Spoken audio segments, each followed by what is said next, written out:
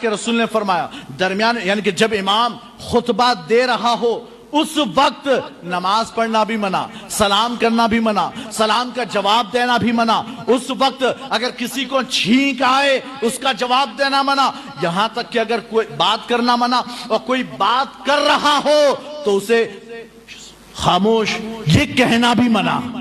کوئی بات کر رہا ہو تو اسے خاموش کہنا یہ بھی منع۔ تو کہتے ہیں سرکار فرماتے ہیں اگر کسی نے جمعہ کے خطبے کے درمیان بات چیت کی یا کسی کو کہا خاموش، کہتے ہیں کہ اس کا ثواب ضائع ہو جاتا ہے،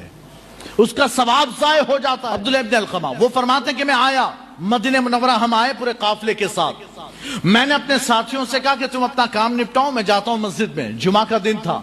کہتے ہیں میں فوراً مسجد نبوی میں آ گیا اور عبداللہ ابن عمر امام تھے تو عبداللہ ابن عمر کے قریب آ کر بیٹھ گیا۔ کہتے میں وہاں بیٹھا، پھر جب امام خطبہ دینے لگا تو میرا وہ ساتھی آیا اور آ کر مجھ سے بات کرنے لگا، تو میں نے کہا خاموش خاموش۔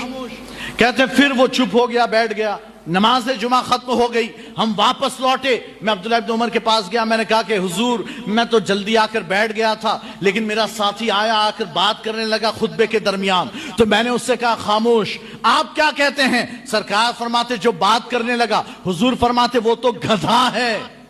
جو بات کرے وہ تو گدھا، اور جو خاموش کہے اس نے اپنی جمعہ کا ثواب برباد کر دیا، تم نے اپنے نماز جمعہ کا ثواب برباد کیا اور وہ تو گدھا۔ تو اللہ کے رسول کی حدیث مبارکہ سرکار ارشاد فرماتے ہیں کہ منبر پر کھڑا ہو کر اگر امام خطبہ دے کوئی بات کرے تو ایسا گدھا کہ جس کی پیٹھ پر بوجھ لادا ہوا ہے، یعنی کہ وہ اتنی دیر بیٹھا، وہ نماز پڑھ کر گیا لیکن ثواب کچھ بھی نہیں لے گیا، ثواب کچھ بھی نہیں لے گیا۔ اور جس نے کہا خاموش، حالانکہ بات تو اچھی تھی نا کہ خطبہ ہو رہا ہے خاموش چپ، لیکن پھر بھی سرکار فرماتا اگر چپ کہا خاموش کہا تب بھی اس کا جمعہ کا ثواب ضائع ہو گیا۔ تو ہمیں چاہیے کہ ہم خاموشی سے توجہ کے ساتھ نماز جمعہ کا خطبہ سنیں، ہے نا۔ ہماری نماز جمعہ ڈیپینڈ کرتی ہے خطبہ جمعہ پر۔ اگر آپ خطبہ جمعہ سے لے کر جمعہ کی نماز کے فارغ ہونے تک خاموش رہے اور آپ نے اس درمیان، اب جب خطیب بیٹھتا ہے پہلے خطبے کے بعد بیٹھتا ہے اور دوسرے کے لیے کھڑا ہوتا ہے، اس کے درمیان جو شارٹ ٹائم ہے اس شارٹ ٹائم میں آپ کو دعا کرنی ہے،